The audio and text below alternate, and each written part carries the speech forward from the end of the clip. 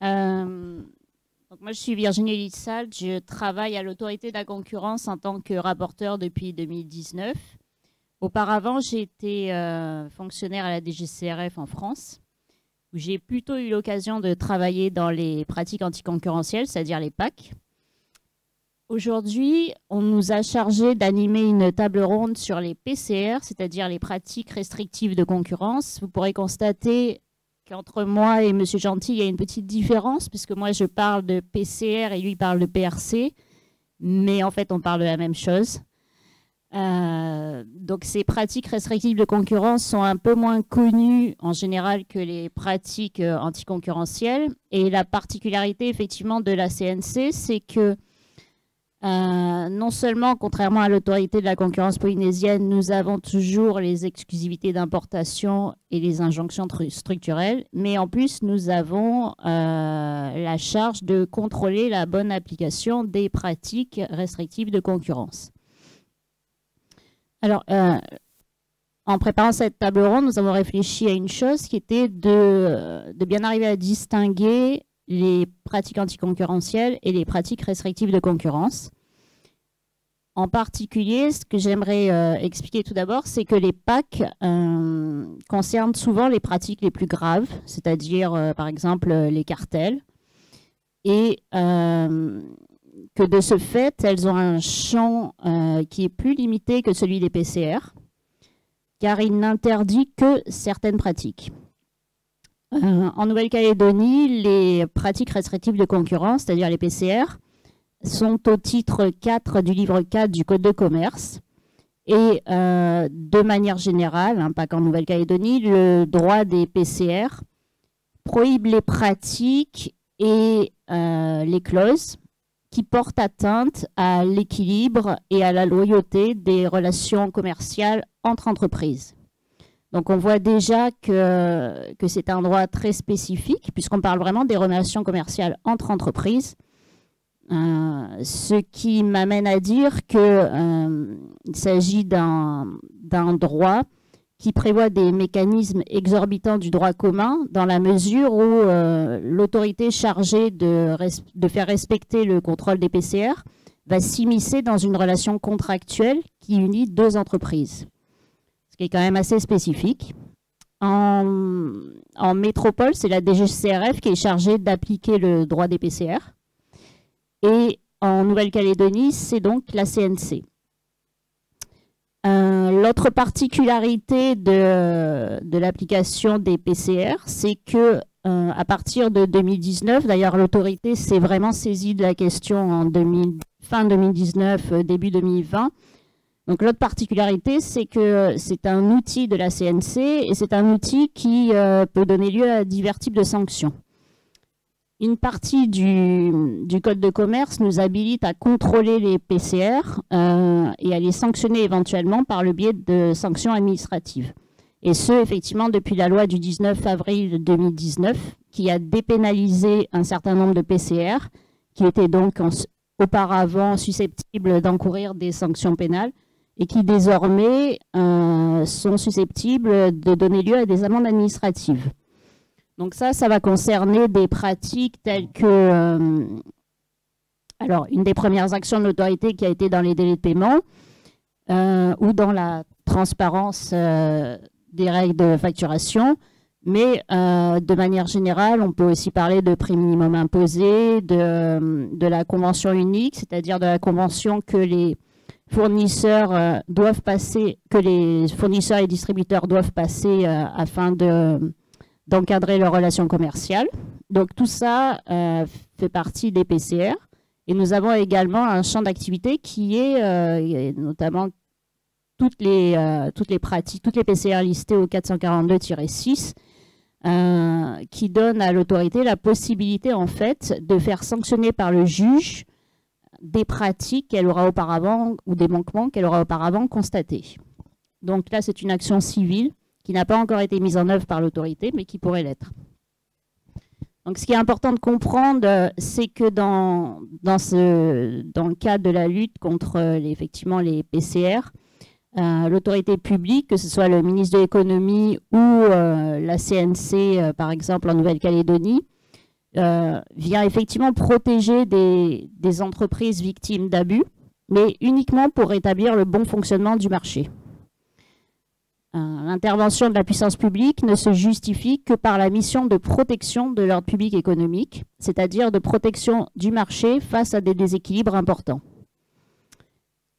Ce qu'on peut dire également, c'est qu'à la base, les PCR ont été, donc c'est typiquement français, même si aujourd'hui c'est un mouvement qui tend à s'étendre, notamment au niveau européen. Et ce droit à l'origine a quand même été fait pour protéger, pour réguler en tout cas les relations entre le monde de l'industrie et le monde du commerce. Donc, comme disait M. Espandieu lors de son intervention, c'est un droit qui doit être appliqué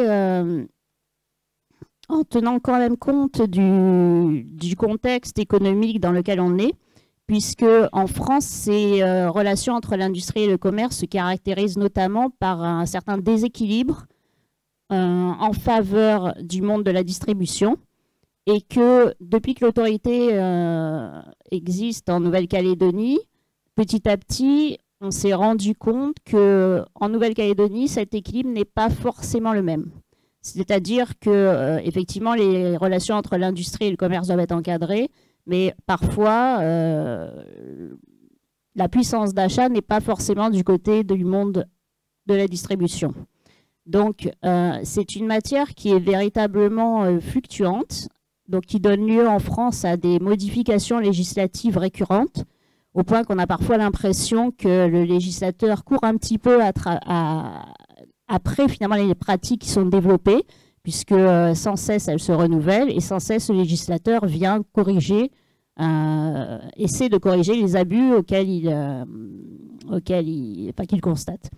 En Nouvelle-Calédonie, c'est un droit qui est plus figé. L'autorité s'est prononcée à plusieurs reprises pour une évolution du cadre législatif. Pour l'instant, certaines évolutions ont eu lieu, mais d'autres n'ont pas encore eu lieu. On parlera notamment, je pense, des allongements possibles des délais de paiement ou des interventions que nous avons demandées en faveur, par exemple, du refus de vente ou de la revente à perte, qui font partie des PCR. Alors, ce qu'on peut dire aussi de manière générale, c'est que les déséquilibres de poids entre les entreprises sont normaux dans un marché concurrentiel.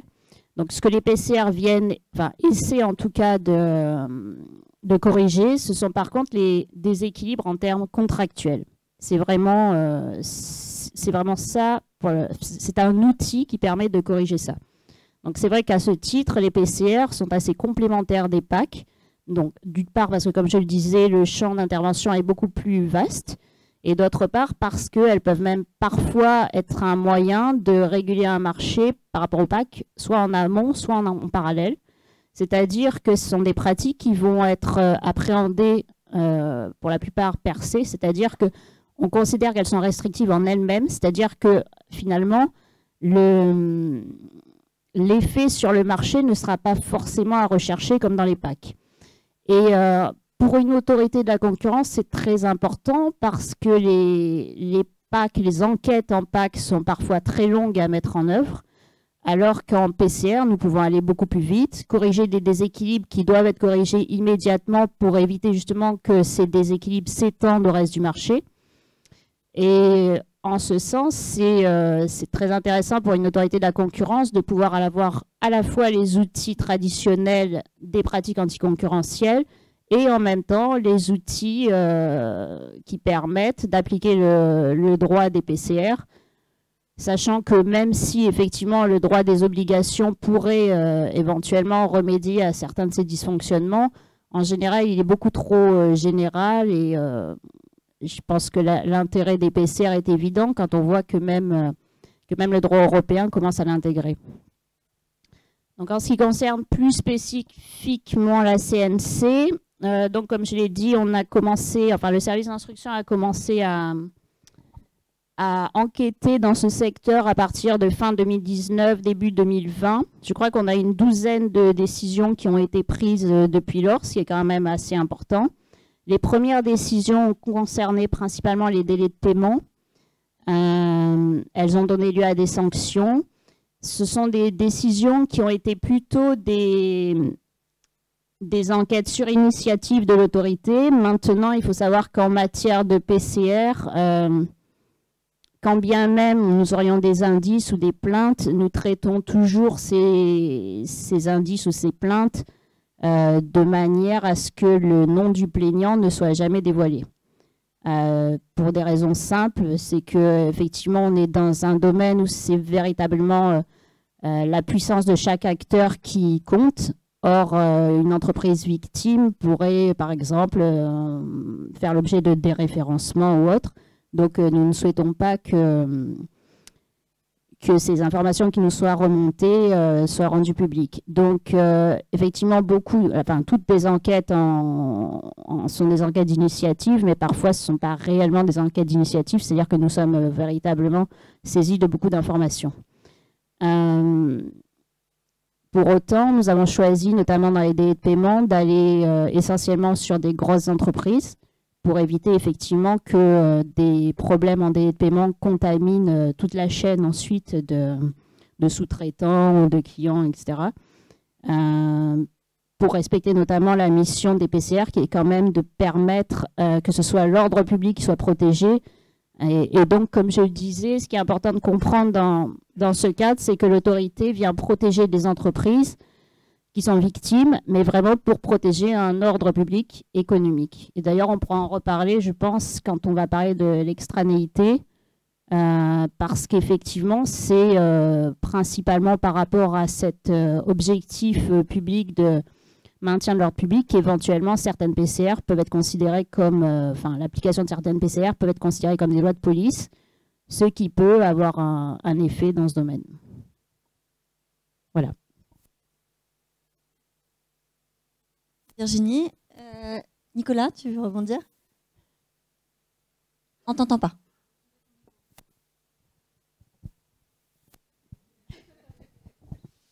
Voilà, là, ça va aller mieux. C'est bon. Bon. J'étais déjà en train de dire, déjà désolé de ne pas être avec vous. Moi qui venais 2 fois par an en Calédonie, j'avoue que vous me manquez. Voilà, je regrette bien de ne pas pouvoir être là, mais je suis ravi de pouvoir participer effectivement à ce débat. Je souscris à tout ce qui a été dit par Virginie sur effectivement ce droit des PCR. Alors peut-être quand même un petit élément, ça peut paraître vraiment sémantique, mais pratique restrictive de concurrence ou pratique commerciale restrictive. Bon, déjà dans pratique commerciale restrictive, franchement, quand on regarde des termes comme ça, pratique commerciale restrictive, mais restrictive de quoi? Bah, en fait, restrictive de concurrence, donc il ne faut pas se voiler la face. En fait, on est sur les 2 faces d'une même question.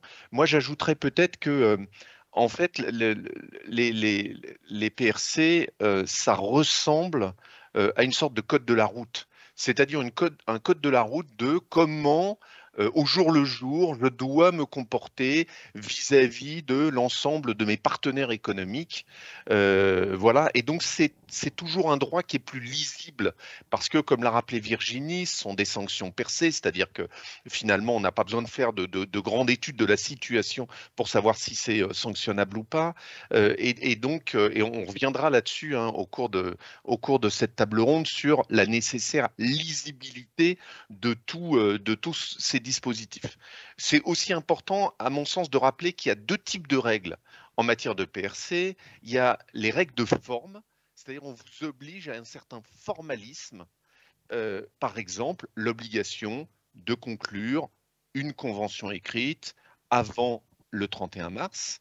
Ça, ce sont des règles de pure forme, comme de rompre une relation avec un préavis écrit, c'est encore une règle de forme. Et pourquoi ces règles de forme? Pour permettre aux autorités ensuite de pouvoir sanctionner les abus. Parce que ce qui est intéressant en matière de PRC, c'est est-ce que j'ai abusé? Est-ce que j'ai abusé dans le cadre de ma relation avec mes partenaires économiques? Est-ce que j'ai abusé de ma liberté, voilà, en empiétant sur celle des autres? Et donc, c'est vraiment intéressant de voir que finalement, on a 2 droits au départ que tout oppose, et je pense qu'on dira par la suite en quoi ça peut être intéressant que ça soit la même autorité qui traite les 2. Après, sur le typiquement français, je partage de moins en moins, mais Virginie l'a dit, hein, donc ce n'est pas une contradiction, mais je partage de moins en moins ce point de vue pour deux raisons. C'est-à-dire que comme on a tendance à faire un peu du French bashing, on dit oui, en France, tout est réglementé, regardez dans les autres pays, notamment de l'Union européenne, c'est beaucoup plus libre, on est beaucoup plus tranquille. Puis après, quand vous faites le tour, moi j'ai la chance de participer à un réseau européen d'avocats spécialisés en la matière, quand vous faites le tour, bah, finalement, à part les Pays-Bas en Europe, où on a à peu près le droit de tout faire, dans tous les autres pays, ben, on a beaucoup plus de petites règles. Et quelquefois, on s'aperçoit, je prends le cas de l'Espagne par exemple, ou même de l'Allemagne, que ben, on a beaucoup de règles qui viennent s'appliquer. Donc, le typiquement français, pas tout à fait vrai. Et comme l'a dit Virginie, en plus, il y a un mouvement. Et pourquoi il y a un mouvement? Et je pense que ça en dit long sur nos sociétés, c'est que l'idée que finalement tout pourrait se résoudre au simple marché et à la concurrence, c'est-à-dire que finalement le marché aurait toujours raison et que à la fin tout s'équilibrerait et on aurait un fonctionnement économique extrêmement, comment dire, utile au monde parce que le marché aurait tout réglé. Bah, finalement, on sort d'années, voire de décennies où on a laissé la liberté complète au marché et on ne peut pas dire qu'aujourd'hui, on se retrouve dans une situation qui soit très favorable. Voilà. Et donc, finalement, les PRC, c'est aussi de dire, bah oui, mais peut-être que le marché fonctionne bien comme ça, mais moi, je ne suis pas d'accord avec ça. Moi, qui suis en responsabilité d'une politique économique d'un pays, je ne suis pas d'accord pour que les acteurs fassent ci ou ça. On reviendra dessus. Je ne suis pas d'accord pour que on puisse négocier en soumettant l'autre à des conditions déséquilibrées. Je ne suis pas d'accord pour qu'on puisse rompre un contrat sans respecter un préavis suffisant, etc., etc. Et moi, je trouve que ça, c'est vraiment chouette parce que du coup, on peut prendre en main le sujet, on peut vraiment avoir une action rapide, précise, pour avoir finalement un dessin de la manière dont je souhaite que se déroule l'économie, finalement de manière peut-être plus favorable et plus pérenne qu'en se remettant au marché finalement et en laissant faire les entreprises et en regardant après les dégâts. Voilà, donc moi je trouve en tout cas que c'est un droit très intéressant. Souvent, et Aurélie l'a rappelé, en disant on parle de petits droits de la concurrence, il y aura une sorte de noblesse à parler du marché. Les gens formidables parlent de marché, et puis les autres qui n'ont pas d'autre chose à faire parlent de la pratique entre entreprises. Bah, moi, c'est pas du tout ma vision, c'est les deux pans d'un même droit. Et on vient ici se dire comment, dans quel contexte les entreprises doivent pouvoir se développer.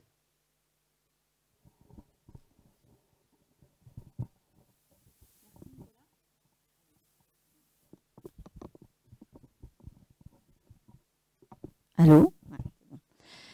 Donc on a commencé à l'aborder un petit peu tout à l'heure. On constate quand même que l'autorité de la concurrence en Nouvelle-Calédonie est la seule autorité française à être compétente tant sur les pratiques commerciales restrictives ou restrictives de concurrence, selon ce qu'on veut, et en pratique anticoncurrentielle, et savoir si c'est un schéma qui est intéressant, quels seraient les avantages et les inconvénients d'un tel schéma, et y a-t-il un lien qui peut se faire entre les deux pratiques? Nicolas. Oui, merci Déborah. Donc ça va rejoindre et puis ensuite je laisserai bien évidemment Virginie et les autres membres du panel rebondir là-dessus. Et ça va pas vous étonner ce que je vais vous dire par rapport à ce que j'ai dit avant, c'est que moi je trouve ça très utile. D'abord, je trouve que l'intervention d'une autorité administrative indépendante, ça a cet avantage finalement d'assurer dans la durée une interprétation des règles, une jurisprudence qui finalement dans laquelle on peut se repérer. C'est quelquefois un peu moins vrai quand ce sont des autorités qui sont soumises aux politiques. Voilà, donc moi je trouve ça intéressant Et puis aussi parce qu'on parle de la même chose, on parle du même monde. C'est-à-dire que quand moi, autorité, j'ai à juger d'un abus de position dominante, je regarde comment fonctionnent les entreprises sur un marché. Mais quand j'ai à juger d'une pratique de rupture brutale ou de refus de vente, qui peut-être ne perturbe pas le marché, donc n'est pas qualifié de pratique anticoncurrentielle, ben je regarde les mêmes opérateurs. Et d'ailleurs, c'est une réflexion qu'on avait en préparant ce panel avec Virginie et Aurélie et les autres membres du panel, c'était de se dire, bah, finalement, de temps en temps, il y a une situation, au départ, on se dit, ah, bah, c'est peut-être une pratique anticoncurrentielle, puis finalement, c'est une pratique restrictive de concurrence. Donc moi, je trouve que c'est déjà un avantage. Un deuxième avantage, c'est que ce soit bien évidemment dans un territoire comme la Calédonie, je trouve ça intéressant de par la taille du territoire d'expérimenter ça. Je pense qu'il y a une vraie raison à l'insularité. Alors j'ai beaucoup apprécié les débats sur les pratique anticoncurrentielle, ce qui a été évoqué et l'introduction faite par Aurélie. Moi, je crois qu'il y a une réalité économique à l'insularité. C'est une des raisons, c'est peut-être aussi un sujet qui nous oppose un peu. Moi, j'aurais plutôt tendance à être un fervent défenseur des régulations de marché parce que je pense que c'est nécessaire dans un territoire comme celui-là pour assurer une production sur place. Et Dieu sait que les événements récents nous montrent que avoir une certaine autonomie en termes de production, c'est utile. Mais du coup, je trouve ça vraiment intéressant de se dire, bah, moi, je vais, par rapport au contexte économique que je connais, pouvoir enrichir les deux pratiques. C'est-à-dire que quand je viens à traiter d'un sujet parce que quelqu'un vient me dire ah mais vous savez un tel a refusé de me vendre ses produits, bah, du coup je peux le regarder de manière pleine et entière. De quoi me parle-t-on? Quel est l'effet éventuel sur le marché? Quel est l'effet pour l'entreprise en question? A-t-elle possibilité de se retourner ailleurs? Oui, non. Et finalement, de donner sa pleine qualification, alors qu'aujourd'hui, on sent quand même en métropole, ou comme je dis quand je suis en Calédonie en France, on sent quand même que quelquefois, on a un peu finalement un peu des renvois. C'est-à-dire, il y a des sujets qui sont un peu entre les deux et on n'est pas sûr de la manière de le traiter. Virginie a tout à fait bien soulevé qu'en France, c'est un peu né des relations entre fournisseurs et distributeurs et des relations un peu difficiles qui continuent à être difficiles entre fournisseurs et distributeurs. Et c'est vrai que bah, du coup, en métropole, quand on a un sujet comme ça, de temps en temps, on va saisir l'autorité pour dire ah ben regardez, ils abusent, et puis l'autorité va nous dire ah ben c'est pas vraiment de la position dominante, et puis la DGCRF va nous dire ah ben moi je considère que c'est de la pratique anticoncurrentielle, et on est un peu entre les deux. Et là au moins, je vais le dire comme ça avec mes mots, hein, parce que ceux qui me connaissent savent que je suis cash, on peut pas se défiler. On ne peut pas se défiler, c'est-à-dire que comme on a l'ensemble du spectre, ben on va effectivement traiter l'ensemble du spectre. Je vais juste terminer par ça et je laisse la parole à Virginie. Il y a un bémol quand même à ça, mais du coup, la CNC n'est pas tombée dans ce piège-là. Le bémol, c'est de privilégier l'un par rapport à l'autre. De dire, bon, bah, il y a quand même quelque chose qui est plus noble. C'est quand même plus noble de s'occuper de la collectivité et du marché que de s'occuper de la petite plainte de monsieur ou madame Tartampion qui a son contrat qui a été rompu. Voilà, et donc je vais m'intéresser à ce qui a un impact plus global sur l'économie et délaisser ce qui a un impact spécifique sur certaines entreprises. Et du coup, bah, la pratique de la CNC montre que ce n'est pas le cas. Et du coup, ce travers, enfin, il faut toujours le surveiller et toujours qu'il y ait cet équilibre, c'est-à-dire que quelqu'un qui est victime, soit d'une pratique restrictive de concurrence, soit d'une pratique anticoncurrentielle, est une écoute et une réponse appropriée donnée, quelle que soit la qualification de la pratique. Donc moi, je célèbre le modèle. Alors après, le président de l'autorité française pourra peut-être s'exprimer là-dessus. Je ne sais pas si c'est un modèle qu'on pourrait importer du coup en métropole, ce serait peut-être complexe, mais en revanche, une autorité indépendante qui jugerait et qui traiterait également des PRC serait peut-être très utile.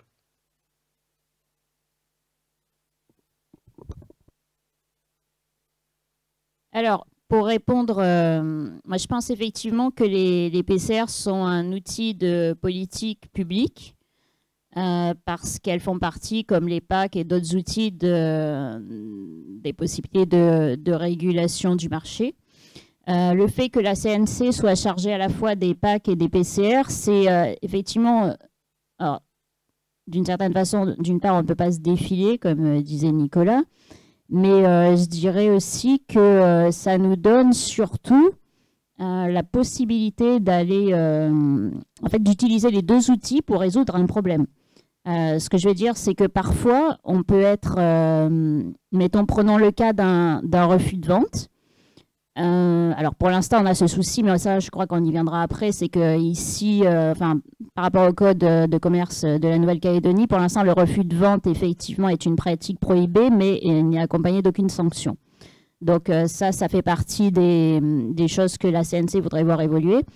Mais quand on prend un refus de vente, ce qu'il faut voir, c'est que pour nous, en tant qu'autorité de la concurrence, on peut se dire, tiens, un refus de vente, ça peut être un indice, par exemple, d'exclusivité d'importation. Mais il peut arriver qu'il y ait des situations où on n'est pas capable, où on n'a pas suffisamment de preuves pour prouver qu'il y a effectivement exclusivité d'importation. Et ensuite, évidemment, abus de position dominante et qui se matérialiserait par un refus de vente. Donc, dans un cas comme ça, par exemple, si nous avions une sanction assortie d'un refus de vente, si nous n'arrivons pas à aller sur une PAC, on peut parfaitement envisager d'aller sur une PCR. Donc là, on voit clairement qu'on peut se retrouver face à un problème qui pourrait faire l'objet soit d'une PAC, soit d'une PCR. Et en fonction de ce que le service d'instruction a comme élément, il peut choisir de le traiter d'une façon ou d'une autre afin de résoudre au mieux le problème. Donc pour nous, ce n'est pas tellement le problème de savoir si on travaille en PAC ou en PCR, c'est plutôt la question en fait d'avoir ces différents outils pour arriver finalement à la résolution de notre problème. Et ce qu'on peut aussi indiquer, c'est que les PAC et les PCR, en fait, les PAC ne peuvent pas aller sur certains sujets économiques et qui sont pourtant des sujets qui déséquilibrent fondamentalement le marché.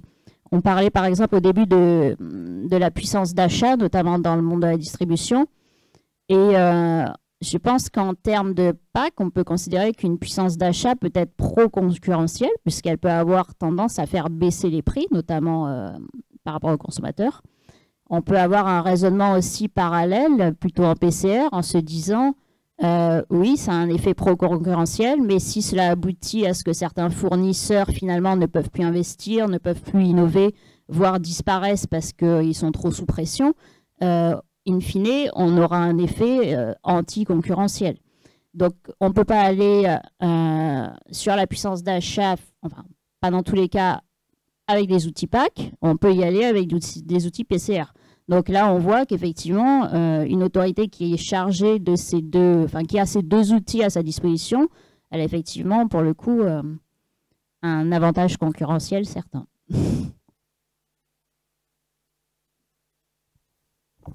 Merci. Alors c'est très intéressant effectivement de voir qu'il y a une action contentieuse qui peut être prise par le système des PCR ou des PAC. Il y a une autre alternative qui existe en métropole, qui est la commission d'examen des pratiques commerciales, qui a un homologue en Calédonie qui existe en droit, qui est la commission consultative des pratiques commerciales, mais qui ne s'est jamais réunie. Donc il y a peut-être un intérêt en métropole qui pourrait être mis sur le territoire. Donc Nicolas, si tu as un avis là-dessus. Oui, moi je trouve que c'est un formidable outil. En fait, que ce soit la CEPC en métropole ou la CCPC en Nouvelle-Calédonie, on va prendre l'exemple de la CEPC puisque finalement la CCPC a un peu travaillé puis est vraiment en sommeil aujourd'hui. C'est un formidable outil parce que c'est vrai que quand on parle des autorités, on sait tous que, et on a parlé de procédure tout à l'heure, que ça prend du temps. L'intérêt effectivement d'un dispositif comme la CEPC en métropole ou la CCPC, c'est que c'est une commission qu'on peut saisir et qui peut répondre très rapidement. Par exemple, au moment du Covid, s'est posé tout un tas de questions sur l'exécution des contrats. En 2 mois, la CEPC était capable de sortir un avis et du coup de donner une réponse là où quand on interroge les autorités, ça peut prendre beaucoup plus de temps parce que justement, elles sont soumises à des procédures qui sont lourdes et c'est normal que ces procédures soient relativement lourdes. Et donc vraiment, la CEPC en métropole, c'est un super outil pour plusieurs raisons. Un, les acteurs se rencontrent et discutent. Donc, ce n'est pas une autorité qui arrive et qui dit, moi, vous m'avez parlé de votre problématique, voilà. Les acteurs se rencontrent. La CEPC, c'est pas dans son régime, mais a décidé que tous les avis et recommandations étaient sortis à l'unanimité. Ça veut dire qu'ensuite, on peut se retourner vers les acteurs en disant, ben voilà, vos organisations professionnelles qui vous représentent ont considéré que c'était la bonne manière de pratiquer et maintenant, je vais utiliser la même expression de tout à l'heure, vous ne pouvez pas vous défiler. Donc, on trouve en tout cas en métropole que c'est un super outil qui est très utile. Nous, en formation, on s'appuie énormément dessus. La CNC s'appuie également dessus, hein, même si elle a eu l'occasion de dire qu'elle ne reprendrait pas les avis telle quelle, sans une étude au préalable, parce que c'est normal de voir est-ce que c'est adapté d'abord au droit calédonien et ensuite à la pratique calédonienne, mais je trouverais ça intéressant que les acteurs puissent se rencontrer au sein de cette CCPC, que tous les acteurs économiques puissent poser des questions et obtenir des réponses rapides, qui sont d'ailleurs pas des réponses juridiques, hein. C'est pas l'idée de l'interprétation de la loi, c'est tiens, est-ce que tel acteur peut faire ça ? Voilà, et là on donne une réponse, mais une réponse qui n'est pas une réponse en droit, ce n'est pas une consultation, c'est quelques éléments qui permettent de dire « Ah bah oui, maintenant je sais un peu mieux et je comprends un peu mieux la règle ». Donc c'est un formidable outil pédagogique et franchement, enfin, je sais que la CNC pousse en ce sens et moi j'ai aucune influence là-dessus, mais si je pouvais participer à quelque chose, j'aurais envie de participer à une sorte de renaissance de la CCPC qui pourrait vraiment être un outil efficace. Mais là-dessus, peut-être que Nicole a des choses à partager avec nous. Bonjour, je ne suis pas une spécialiste, hein. Je laisse tous ces spécialistes discuter de la procédure, etc. Moi, mon dada, c'est les délais de paiement. En fait, je suis chef d'entreprise d'une PME et je suis tout le temps confrontée au problème des délais de paiement. Des factures qui ne sont pas réglées, voilà. Et tout ça met en danger la vie économique de la Calédonie. Plus de 90% de la structure économique du pays, c'est les PME. Et en fait, c'est le combat de David contre Goliath pour essayer de se faire payer ou ne serait-ce que survivre. Je pense que la maîtrise des délais de paiement, c'est vraiment essentiel pour l'activité économique. Et après 14 ans de tribunal de commerce, vous imaginez bien que j'en ai vu des liquidations, des sauvegardes, des redressements. Je me suis rendu compte que c'était vraiment un problème qui n'est pas seulement calédonien, hein, qui est aussi dans toute l'économie. En fait, je crois que c'était en 2017, Chérifa confirmera, on avait été invité aux assises des délais de paiement à Paris, Bercy. Monsieur Macron était à l'époque ministre de l'économie et des finances. Et on s'est rendu compte qu'en Europe, tout tendait à réduire ces délais de paiement. Et j'aimerais bien que l'autorité de la concurrence calédonienne nous aide également à réduire la durée des délais de paiement. Parce qu'on entend parler de tout et n'importe quoi, des 30 jours fin de mois, des 60 jours, etc. Donc j'aimerais qu'une bonne fois pour toutes, on puisse se dire ces dates de facture, ces dates de livraison, ces dates de... Voilà. Et qu'on sache une bonne fois pour toutes et que tout le monde s'adapte à ce genre de pratique. Parce qu'il en va réellement de l'économie calédonienne. Dernier mot. J'ai en 2019 eu une communication d'une étude qui avait été faite en métropole sur les pratiques des délais de paiement. Et il s'était rendu compte que 13 milliards d'euros étaient perdus par les PME à cause du délai de paiement. Ces fameux 13 milliards, il a bien fallu que les PME cherchent quelque part les finances pour pallier ce problème. Et devinez qui a financé? Les banques. Donc, pour les PME, on ne peut plus continuer. On peut plus continuer comme ça. Voilà, ça c'est mon dada. Alors, je vais répondre d'abord sur la CCPC, c'est-à-dire cette instance qui est prévue par le Code de commerce calédonien et qui serait l'équivalent de la CEPC en France. Effectivement, la CEPC a une très forte activité. Elle permet beaucoup de pédagogie et puis elle permet notamment aussi de clarifier des textes qui ne sont pas forcément si accessibles que ça aux entreprises. La position de l'autorité de la concurrence de la Nouvelle-Calédonie, c'est effectivement de préconiser une réactivation de cette CEPC, étant entendu que même si elle est prévue par le Code de commerce, elle n'a pas eu vraiment d'activité et que sa composition n'est peut-être pas idéale. Donc ce qu'il faudrait, c'est non seulement la réactiver, mais en changer la composition, en intégrant notamment peut-être beaucoup de chefs d'entreprise et autres. Et il faudrait aussi lui permettre d'avoir des moyens, parce que pour l'instant, même si elle se réunit, elle n'a pas de juriste. Il faudrait aussi lui donner accès à la possibilité de recruter des rapporteurs extérieurs, afin qu'elle puisse, si jamais elle est sollicitée, rendre de véritables avis sur le modèle de la CEPC. Donc l'autorité à la concurrence, elle est tout à fait favorable à ça, enfin l'autorité à la concurrence calédonienne.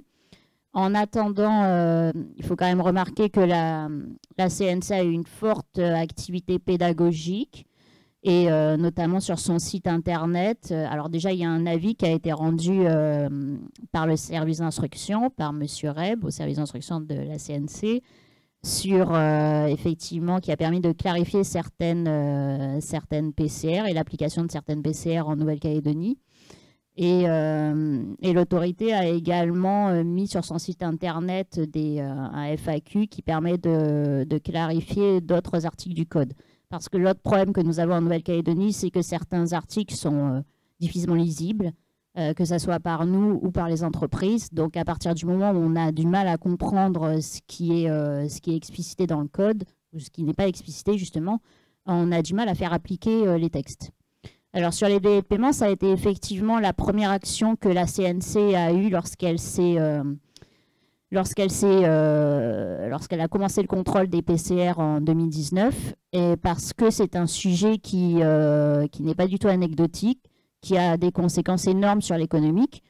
C'est pas uniquement en Nouvelle-Calédonie, parce qu'en France, c'est une action qui est portée par la DGCCRF, qui dispose de brigades spécifiques qui sont dédiées à ça. Et bien que cette action ait lieu depuis des années et des années, les contrôles sont toujours aussi... à chaque contrôle, on a toujours autant de problèmes de délai de paiement, même si petit à petit, ça s'arrange. Alors, les sanctions sont beaucoup plus dissuasives qu'en Nouvelle-Calédonie. Ça, c'est un problème qu'on n'a pas évoqué. Mais effectivement, le Code de commerce en l'état, en Nouvelle-Calédonie, prévoit une sanction, et c'est une sanction maximale, donc tout dépend ensuite de la position par exemple du collège, mais la sanction pour des délais de paiement aujourd'hui c'est 5 millions de francs, alors que vous voyez que par exemple une mention non conforme sur une facture c'est 45 millions de francs. Or, dans une mention sur une facture, on est quand même vraiment dans du formalisme, même s'il y a quand même parfois des conséquences. Alors que sur les délais de paiement, c'est un problème qui est capable de déstabiliser des secteurs entiers de l'économie. Donc moi, je pense qu'une des premières réformes, ça serait effectivement, d'une part, de clarifier ces délais de paiement, parce que il faudrait qu'ils soient clairement compris par tout le monde. Donc pourquoi pas partir, au lieu de partir aujourd'hui, c'est 30 jours date de prestation ou de livraison. Bon, le monde économique calédonien se prononce plutôt en faveur d'un délai de paiement qui courrait à partir de la facturation, c'est-à-dire de l'établissement d'une facture par un fournisseur. Pourquoi pas? Après, il faudrait que les règles qui en découlent, que ce soit 30 ou 45 jours, soient relativement claires. Donc pour l'instant, l'idée serait plutôt de partir de la date de la facture et d'ajouter un petit allongement, c'est-à-dire de pousser les délais de paiement jusqu'à 45 jours. Je ne crois pas qu'il ait été question de les réduire, par contre. Mais dans tous les cas, il faut une règle qui soit comprise par tout le monde, qui soit claire dans le Code de commerce et bien qui ait l'appui du monde économique calédonien.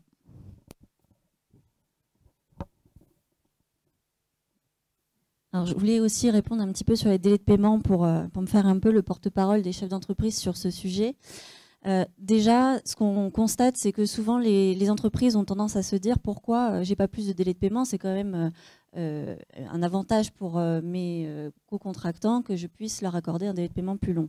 Or, on veut vraiment ici mettre des règles du jeu qui sont les mêmes pour tous et donc avoir une grosse entreprise qui a une capacité de trésorerie importante et qui va pouvoir accorder des délais de paiement plus importants qu'un petit fournisseur à son distributeur. Déjà, ça, c'est l'objectif. Effectivement, l'autorité avait proposé une modification des délais de paiement qui est sur le bureau du gouvernement, je crois, depuis plus d'1 an et demi. Nous, on attend avec impatience qu'il passe. Alors, l'allonger, c'est pas que... alors, parce que je vais partir donc de la date de délai de paiement, ça, c'est la première chose. Et ensuite, c'est alors, la sanction sera aussi alourdie dans le projet de texte. On va passer de 5 millions à 45 millions, mais du coup, effectivement, ça nécessite que ce soit plus clair. Date de facturation, c'est une chose. Après, reste le problème, nous, qu'on constate régulièrement sur un pays insulaire et pour les importateurs, que ce soit de produits finis ou de matières premières, c'est que ce délai de 30 jours est applicable même si on se fournit à l'extérieur. Et donc, on se retrouve à devoir se débarrasser de trésorerie et de devoir payer une marchandise qui n'est pas encore arrivée sur le territoire et qui donc n'est même pas contrôlée. Et ça, on trouve que c'est une vraie problématique pour les entreprises et qu'on devrait au moins aussi proposer un amendement pour cette partie-là, pour l'importation extérieure. Les délais de paiement sont... J'avais plein de choses à dire, mais ça me sort. C'est un vaste sujet. C'est vrai que l'autorité a fait un gros travail là-dessus. C'est aussi par rapport à la facturation. Alors, il y a quelque chose là où c'est pas clair. Alors, les délais de paiement, c'est pas nouveau aussi. Souvent, on a l'impression que c'est tout nouveau. C'est au moins depuis 2014, ce texte. J'ai été formateur à la CCI pour les nouveaux chefs d'entreprise et tout le monde avait le réflexe des 60 jours ou 90 jours fin de mois, qui n'existe pas ici. Je précise, il n'y a pas de notion de fin de mois. Et surtout sur les règles de facturation, ça me fait penser que c'est pas une date, c'est pas une échéance à 30 jours qu'il faut indiquer en termes de formalisme. C'est vraiment la date de règlement qui doit être indiquée sur la facturation, en plus de la date de facture et de la date de livraison de la marchandise ou de réalisation de la prestation, qui sont deux mentions obligatoires différentes. Donc voilà pour les délais de paiement. Et effectivement, voilà, j'avais posé la question si vous aviez des questions sur la médiation. Oui, je suis tout à fait d'accord avec ce qui vient d'être dit. Le fin de mois me pourrit la vie. Mais me pourrit la vie. J'ai eu affaire à beaucoup de chefs d'entreprise, aussi des gens de la CPME, du MEDEF, de CMA, et tout le monde me sort fin de mois. J'ai beau leur dire que ça n'existe pas, aidez-nous, écrivez-le en gros, ça n'existe pas. Voilà, fin de mois, hésite. Par contre, il y a une chose qu'on a remarqué, nous, la CPME, quand on faisait des assises de paiement, c'est les retards de paiement. Quand les gens dépassent les 30 jours, quels sont les recours des entreprises pour pallier ces retards de paiement? C'est à cause de ces retards de paiement que je suis partie vers la médiation, puisque la médiation est bien souvent demandée par des entreprises qui subissent ces retards de paiement. Non pas les délais, mais les retards de paiement. Et qui se retrouvent dans des situations, si elles vont au tribunal, il y en a pour 2 ans. Donc, ça, c'est sûr. Voilà. La médiation, elle dépend de Paris-Bercy. Et j'ai été formée à Paris. Et c'est gratuit, entièrement gratuit pour les chefs d'entreprise. Et on a 3 mois pour agir. Si au bout de 3 mois on n'y arrive pas, je vais trouver l'autorité de la concurrence et puis je leur dis, s'il vous plaît, vous pouvez prendre la suite. Donc il faut savoir que ça existe quand même en Calédonie. On est le seul territoire entre la Polynésie et Wallis à avoir 2 médiateurs. On en a 2 en Calédonie qui interviennent bien souvent pour ces fameux retards de paiement qui sont vraiment la plaie de l'économie calédonienne. Voilà, donc c'est ma contribution à cette table ronde. Oui, donc à ce sujet, donc, on va essayer d'avancer un peu. Donc il y a beaucoup à dire sur les délais de paiement, mais il y a également, alors je voulais rapidement parler également des pratiques des remises différées, qui est un peu une spécificité locale également, et de savoir si Monsieur Gentil avait une suggestion sur une modernisation de ce droit-là. Oui, alors je sais qu'il ne nous reste pas énormément de temps, mais sur effectivement le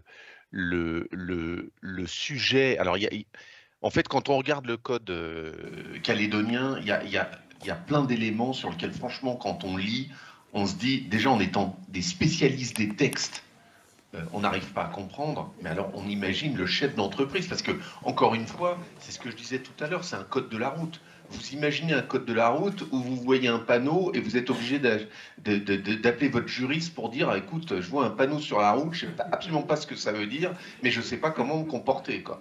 Ben, c'est un peu ça, parce que quand on lit le texte sur les remises différées, moi j'ai mis un moment avant de comprendre exactement ce qu'on visait, et ce sujet n'est pas clair. Déjà, alors on sait que on nous dit, finalement c'est 441.2.1, on nous dit toute remise accordée par le vendeur à un professionnel devrait être fixée sur la base de critères précis, objectifs et justifiée par des contreparties ou engagements réels. Là-dessus, rien à dire.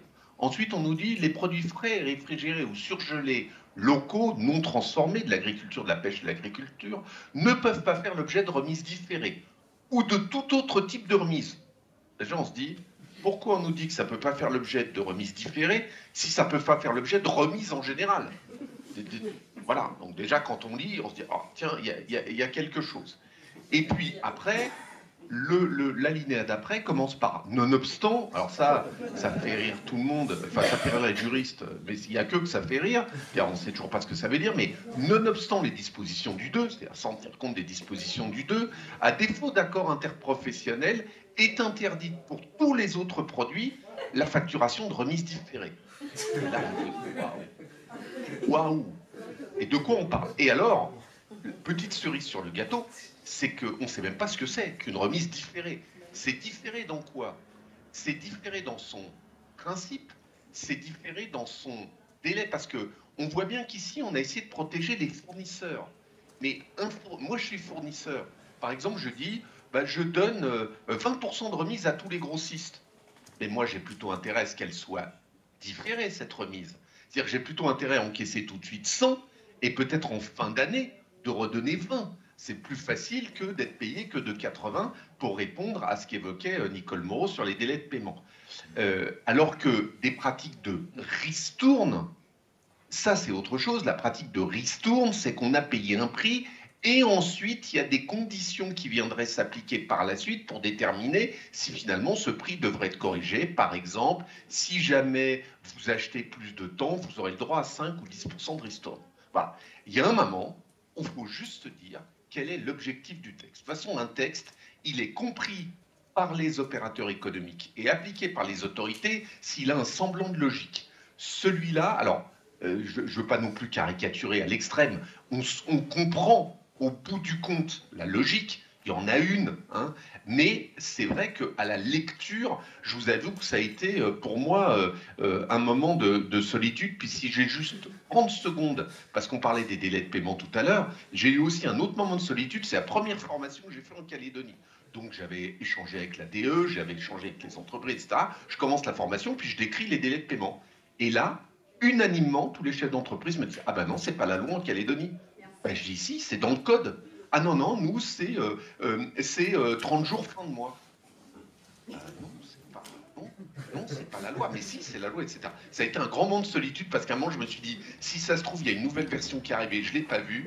Voilà, en réalité, c'est un peu ce qu'on disait, c'est que, bah oui, c'était la loi, mais que personne n'était ou semblait être au courant du texte. Voilà. Mais il y a vraiment des améliorations à faire sur ce cadre. Aujourd'hui, je trouve que le cadre des PRC est plus complexe que le cadre métropolitain. Or, ce que je trouve dommage, c'est quand on a un territoire comme ça, on pourrait se dire, bah, finalement, on peut être un laboratoire pour montrer qu'on a besoin de 5-6 textes pivots pour réussir à traiter la quasi-totalité des problématiques et peut-être éliminer certains textes, comme les remises différées, ou préciser l'objectif, ce qu'on veut protéger, et faire un texte qui sera compréhensible par les entreprises.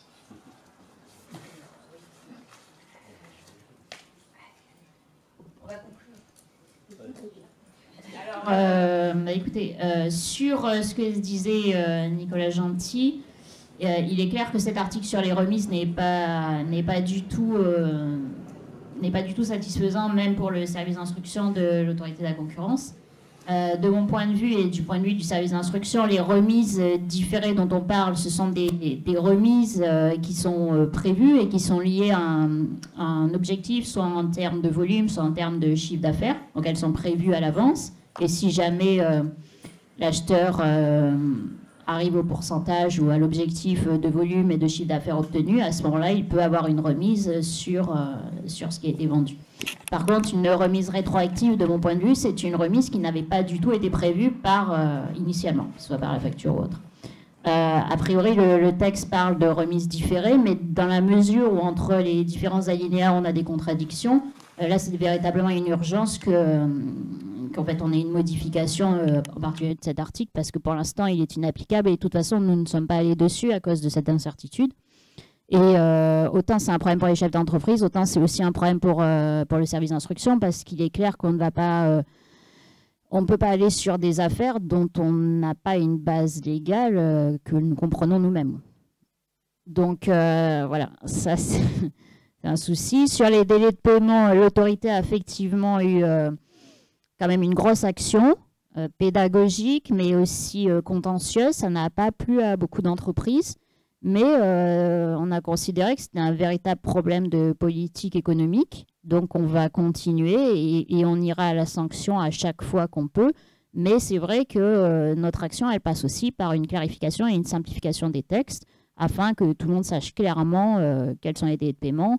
Et le calcul en fin de jour n'est pas clair du tout de toute façon, donc il faut l'abandonner. En plus, à ce moment-là, ça met vraiment des règles qui défavorisent certains acteurs, parce que selon que vous recevez la facture en début ou en fin de mois, ça change totalement le délai de paiement. Donc en fait, on n'a plus du tout une règle claire. Après, qu'est-ce qu'il fallait ouais. Bah, je crois que en fait, la table ronde se termine.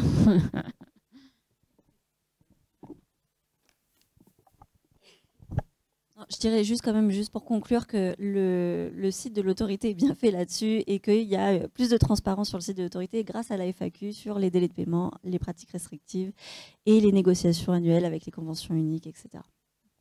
Je vous laisse la parole, monsieur.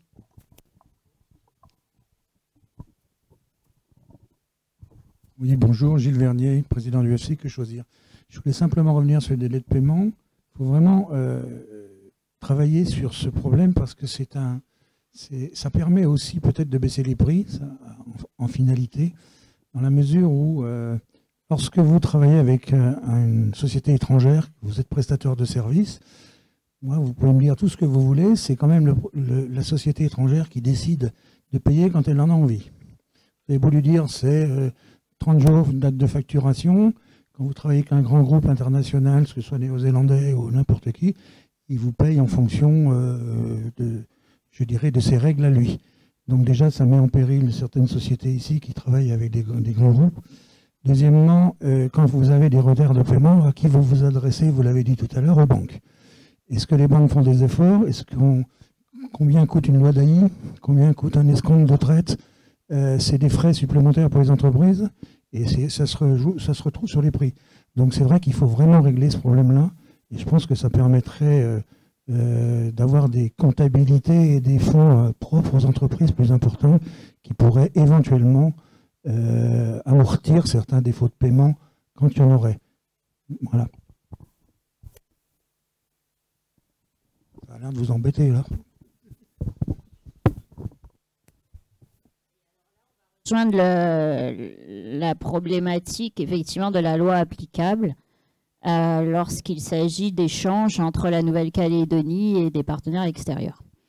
Le souci que l'on a, et on n'est pas les seuls à l'avoir, ça existe aussi en métropole, c'est que c'est du droit international privé qui s'applique. Donc, ça implique qu'effectivement, dans le contrat, il doit avoir été choisi soit la loi applicable, et c'est les parties qui la définissent, soit on considère que les PCR, dont font partie les délais de paiement, sont suffisamment importants pour l'ordre public économique pour qu'on puisse considérer que c'est une loi de police qui doit s'appliquer et qu'en conséquence, on puisse clairement dire que c'est la loi calédonienne qui doit s'appliquer. Il y a eu, j'étais là sur un document justement de M. Gentil, une jurisprudence récemment de la Cour de cassation dans l'affaire Expedia qui a considéré effectivement, là c'était sur un déséquilibre significatif, que ça pouvait relever d'un mécanisme d'application d'une loi de police et donc que la loi française pouvait s'appliquer.